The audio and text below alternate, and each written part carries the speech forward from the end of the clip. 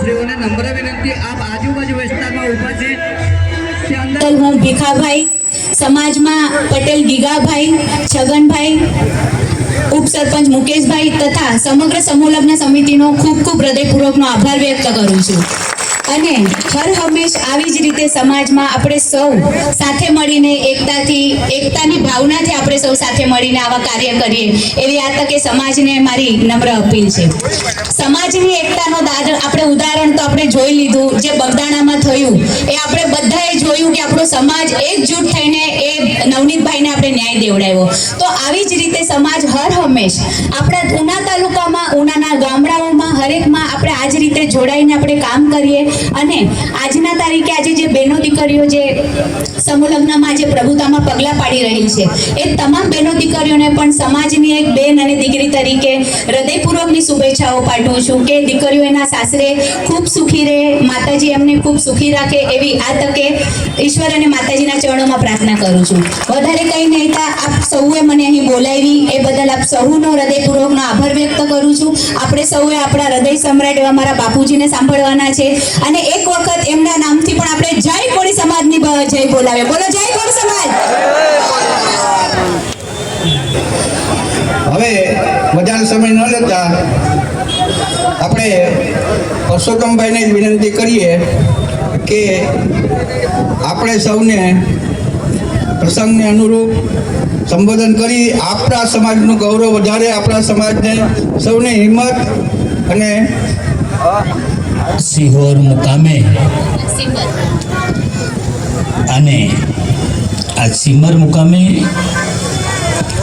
અહીંના આગેવાન ભાઈ શ્રી ભીખાભાઈ રામજી, ભાઈ શ્રી અહીંના ધારાસભ્ય અને મારા ભાઈ શ્રી કાળુભાઈ રાઠોડ, છગનભાઈ ભીખાભાઈ બાંભણિયા,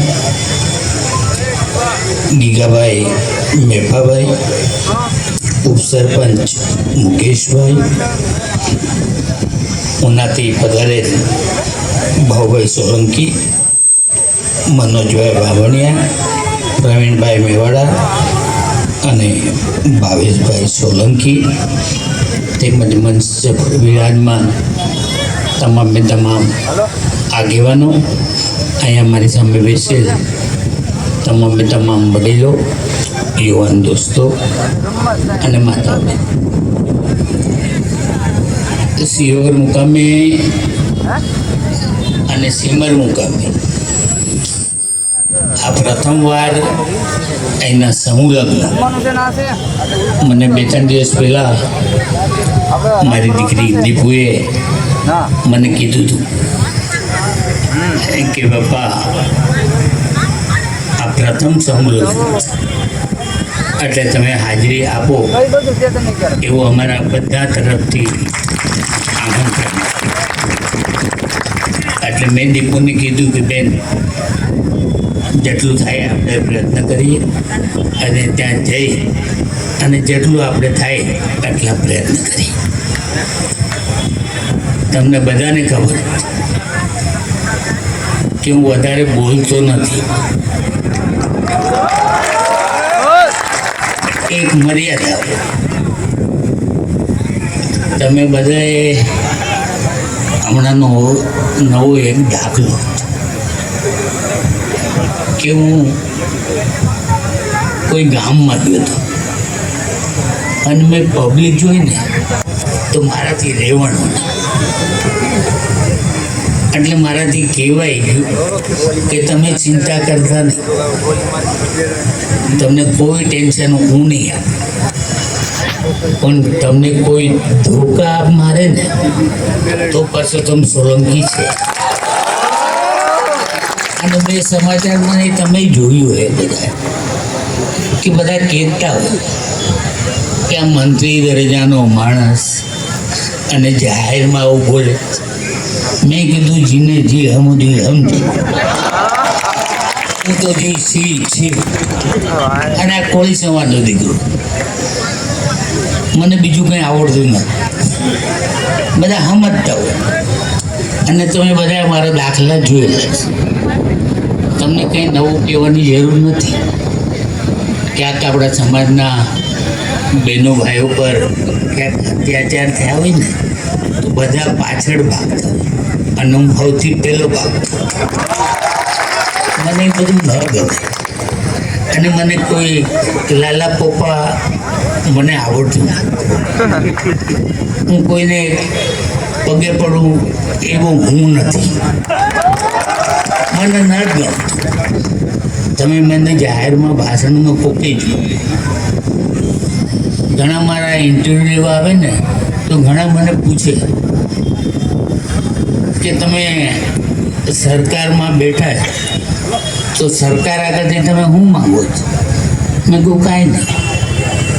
મારા કોળી સમાજને ખૂબ પ્રગતિમાં રાખે, એમને જેટલા થાય એટલા કામો આપો. કેમ કે આપણો આ છેવાડાનો આ કાંઠો છે અને આપણા કોળી સમાજના દરિયા ખેતી રહેતા વધારે આપણા કોળી ભાઈઓ. એટલે તમે એને જેટલું થાય એટલો સાથ આપો. એમનાથી થાય એટલા તમને પ્રયત્ન આપીશ. પહેલાં આપણા સમાજના ખાલી 3 ધારાસભ્ય હતા. હવે વિચાર કરો કે હવે 18 ધારાસભ્યો આપણા કોળી સમાજ. આનાથી વિશે મને હું જોઈએ, પણ છતાંય હજી હું માંગુ છું કે હજી વધારો. એટલે આ બધા પ્રયત્ન હું કરું છું અને તમે બધા મારી હારે જ. અહીંયા તો પ્રથમવાર હું અહીંયા ભાષણ કરી રહ્યો હતો, પણ મને ભાષણની જરૂર નથી. તમે બધા મને સમજો અને મને વધારે કહેવા ન ગમતું, પણ તમને ભગવાન કરે બધાને સુખી રાખે અને કોઈને તકલીફ પડે તો અહીંયા ઉના 15-20 દિવસે હું અહીંયા આવતો રહું. એટલે તમને ભગવાન ન કરે કોઈ તકલીફ પડે, પણ હોય તો પરસોત્તમ સોલંકીને યાદ આપજો. તમારા સુખમાં ના પણ તારા દુઃખમાં હંમેશા ભાગીદાર બનું એ ભગવાન અને માતાજી હું પ્રાર્થના કરું છું. આટલું કંઈ બીજું અસ્તુ. ભારત માતા કી જય. બધાને મારા સીતારામ.